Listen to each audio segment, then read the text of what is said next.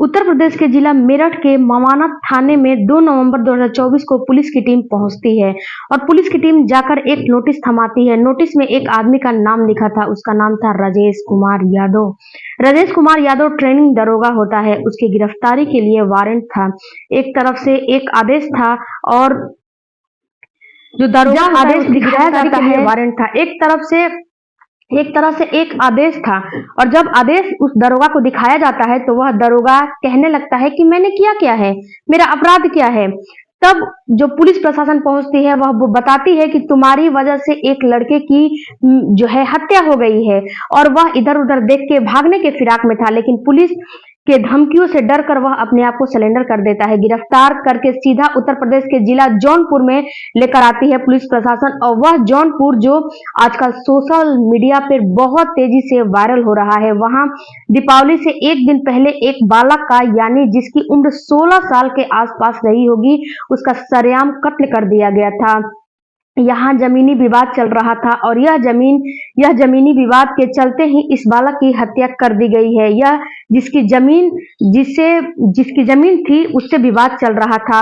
यह बहुत दबंग लोग थे और यह परिवार बहुत कमजोर था। यह सच्ची घटना जौनपुर के थाना लगता है करीमुद्दीनपुर का एक गांव लगता है गोरा बादशाहपुर थाना क्षेत्र में 30 साल पहले 2 बिस्वा जमीन को लेकर इस गांव में 2 पक्षों में विवाद चल रहा था, झगड़ा चल रहा था। एक पक्ष जो होता है इसका नाम रामजीत यादव होता है और दूसरा जो पक्ष होता है लालता यादव बहुत ही दबंग प्रवृत्ति का था और यहीं पे रामजीत यादव एक गरीब परिवार से था। 30 साल से झगड़ा चल रहा था। उस वक्त मुलायम सिंह यादव मुख्यमंत्री हुआ करते थे सूबे के, उत्तर प्रदेश के। फिर मायावती, फिर कल्याण सिंह मुख्यमंत्री बन जाते हैं। ऐसे ही कई मुख्यमंत्री आते हैं, कई मुख्यमंत्री जाते हैं, लेकिन इस मामला का किसी ने हल निकालने की कोशिश नहीं की। वहां का जो प्रधान है उसका भी कहना है कि इस मामले को हम लोगों ने समझाया था और यहाँ पे जो घेराबंदी है वो भी करवाया था, लेकिन लालता यादव बहुत ही लालची किस्म का इंसान था।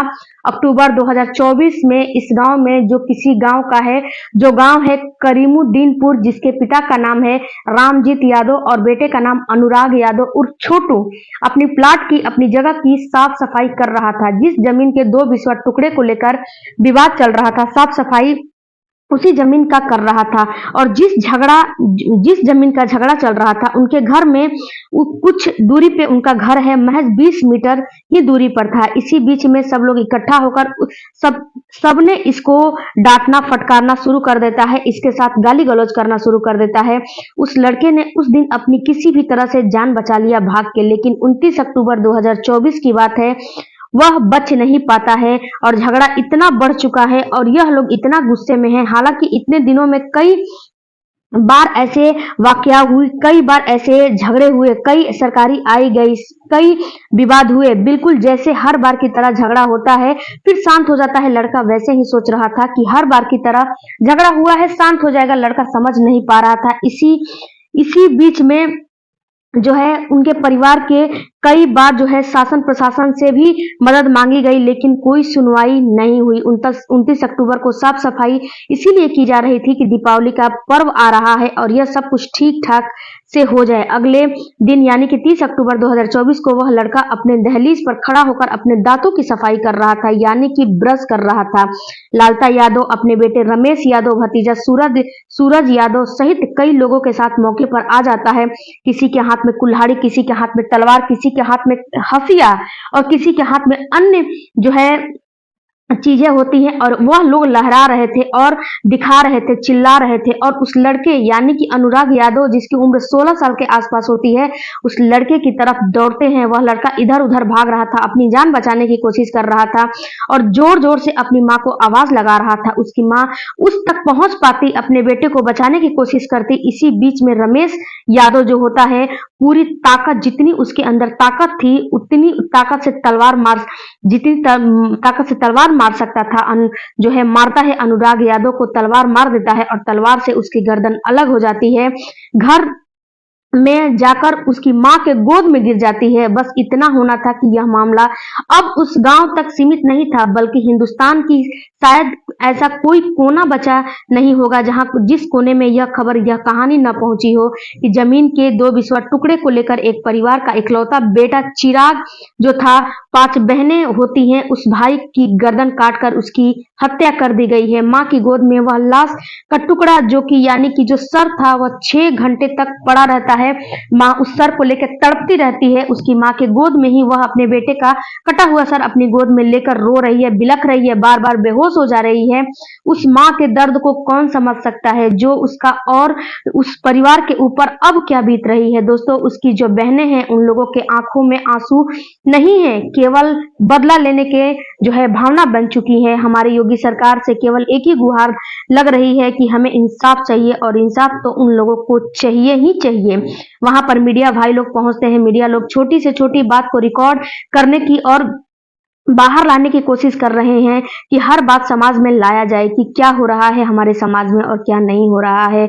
यह हुआ क्या, यह कैसे हुआ, क्यों हुआ और किस लिए हुआ, क्यों इसकी हत्या की गई, तमाम तरह की बातें थी। अखबार हो, सोशल मीडिया हो, टीवी हो, हर जगह इस बात की चर्चा शुरू हो जाती है। पक्ष हो या विपक्ष हो, जो भी देखो इसके बारे में बात करना शुरू कर देता है। इस घटना के बाद तमाम आसपास के पुलिस फोर्स भी पहुंच जाती है। अगले ही दिन की 1 नवंबर को 31 अक्टूबर को इस देश में दीपावली का पर्व जो है देश दीपावली का पर्व मना रहा था, लेकिन यह एक गांव ऐसा था कभी जहां पर कोई दीपावली नहीं मनाई गई है। और जो दबंग थे, जो हत्यारे थे, उनको लेकर तरह तरह की बातें करना शुरू कर दिया गया है। गांव के सभी लोग गुस्से में थे। अब गांव में ही गुस्सा था नहीं था, पूरे जिले में, पूरे प्रदेश में जहां तक लोगों ने इस खबर को देखा था वहां वहां तक लोगों में गुस्सा था। 6 लोगों के खिलाफ एफआईआर दर्ज कर ली जाती है और साथ ही पुलिस ने अब अपना कार्रवाई शुरू किया है। और लालता यादव होता है जो आरोपी है, और उसके घर से कुछ कुल्हाड़ियां, कुछ तलवार, कुछ हथियार बरामद होते हैं। इस तरह के 9 हथियार होते हैं, यानी कि बिल्कुल पूरी प्लानिंग के साथ उन लोगों ने इस तरह की हरकतों को अंजाम दे रखा था। उनको तलाश करना शुरू कर देती है। जो राजधानी लखनऊ है उसी के थाना लगता है अलीगंज। यहाँ पर रमेश यादव वहां पर जाकर अपना गुनाह कबूल करता है। जौनपुर में अभी हत्याकांड हुआ है, मैं इसका मुख्य आरोपी हूँ। पुलिस अचंभित हो जाती है कि यह यहाँ क्या कर रहा है, जो कि इतनी बड़ी घटना को अंजाम दिया था। उसके बाद वहां के अधिकारी, बड़े अधिकारी और जौनपुर के पुलिस प्रशासन से बात करती है और इससे गिरफ्तार करने के बाद सीधा जौनपुर के पुलिस को जो है सौंप दी जाती है। परिवार के लोगों ने यह भी बताया है कि इस परिवार में एक दारोगा है जो रमेश यादव का जो है जिसने गर्दन काटी है उसी का भाई है। अब यह पता लगाया जाता है कि अब वह है कहाँ, डिटेल निकाला जाता है तो बहुत सारी बातें पता चलती है। इस घटना को लेकर तमाम मातम जैसा माहौल हो गया है। रमेश यादव इस मामले का जो है जांच पड़ताल किया है, तब पता चलता है कि एक इसका भाई है राजेश यादव, जो कि उत्तर प्रदेश में दारोगा के पद पर है। पुलिस अब यहां तक पहुंचती है और नोटिस दिखाया गया था कि आपके खिलाफ एफआईआर दर्ज है, हम आपको गिरफ्तार करने के लिए आए हैं। उसके मोबाइल की सीडीआर जो है निकाली जाती है। कॉल डाटा रिकॉर्ड जब निकलवाया जाता है तो पता चलता है कि जब हत्याकांड को अंजाम दिया गया था तब इस राजेश यादव ने अपने परिवार से और जो भाई हत्या किया है उस भाई से, पिता से और परिवार के बाकी लोगों से बातचीत की है। कांड से पहले और हत्याकांड के बाद भी इन लोगों की बातचीत लगातार चलती है। पूरे हत्याकांड में इस दरोगा का अहम रोल माना जा रहा है। हालांकि पुलिस यह भी कह रही है कि इस घटनाक्रम का जांच यहाँ के पुलिस से न करवाकर दूसरे पुलिस से जो है करवाई जाए, और इस दरोगा का जो है कॉल डिटेल रिकॉर्डिंग अच्छे से बारीकी से जांच किया जाए। और जो 16 से 17 मामले थाने में दर्ज हैं, जो यह घटनाक्रम हुआ है इसके 10 दिन पहले एक और मुकदमा दर्ज किया गया है। कुल मिलाकर सारा मुकदमा 18 मुकदमा दर्ज हुआ जो है कराया जाता है। जमीन के इस टुकड़े को लेकर इस दबंग परिवार ने जो गरीब परिवार था उसके ऊपर टोटल 18 मुकदमे दर्ज कराए थे और यह मामला कोर्ट में विचाराधीन चल रहा था। बिना किसी सिफारिश और बिना किसी सोर्स के यह सब तो बिल्कुल मुमकिन ही नहीं है, इतना आसान नहीं है। आखिरकार इतने सारे मुकदमे लिखे किसके सिफारिश पर गए थे और इस मुकदमे की गहन जांच की जाए। किसी अधिकारी की, पुलिस की, सपा, किसी बड़े नेता की, किसी नेता के संपर्क में यह लोग थे जिससे कि यह लोग इतने दबंग थे और यह लोग गरीब परिवार पर इतनी मुकदमे दर्ज कराए थे किसके सिफारिश के तौर पर। और यह जब बात इतने से भी थमती नहीं है तब इन दबंग परिवार ने उस बालक की ही हत्या कर दी गई और हत्या भी बहुत क्रूरता, बहुत भयानक और बहुत खौफनाक तरीके से किया गया है, जिसे कि पूरे इलाके में दहशत है का माहौल बन चुका है। अब पुलिस सक्रिय हो गई है और अपना काम अच्छे से कर रही है। इससे पहले अगर अच्छे से की रहती तो यह घटना नहीं हुआ रहता। यहाँ पर 3 पुलिस और 1 लेखपाल को भी निलंबित कर दिया गया है क्योंकि यहाँ पर लेखपाल का जो काम है वह बहुत अच्छा नहीं था। लेखपाल का जो काम होता है वह अपना ठीक ढंग से नहीं किया था और पुलिस वाले तो खैर किया ही नहीं था।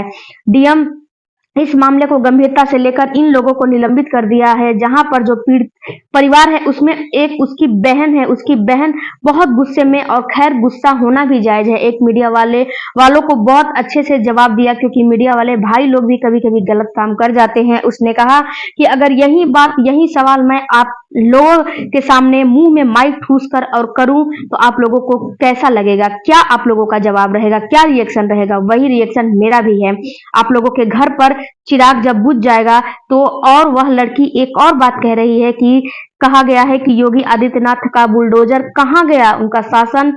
वह लड़की का गुस्सा भी जायज है क्योंकि उसने अपना भाई खोया है और उस घर में केवल एक ही चिराग था जो कि दीपावली के दिन ही एक दिन पहले ही बुझ चुका है। और यह अब इन 5 बहनों और इन 2 माता पिता का क्या होगा? और यह भी सबका कहना है कि योगी आदित्यनाथ क्यों नहीं सक्रिय हो रहे हैं। जैसे हर मामलों में सक्रिय हो जाते हैं, बुलडोजर चलने लगती है, एनकाउंटर होने लगते हैं, लेकिन इस मामले में क्यों चुप्पी साधे हुए हैं?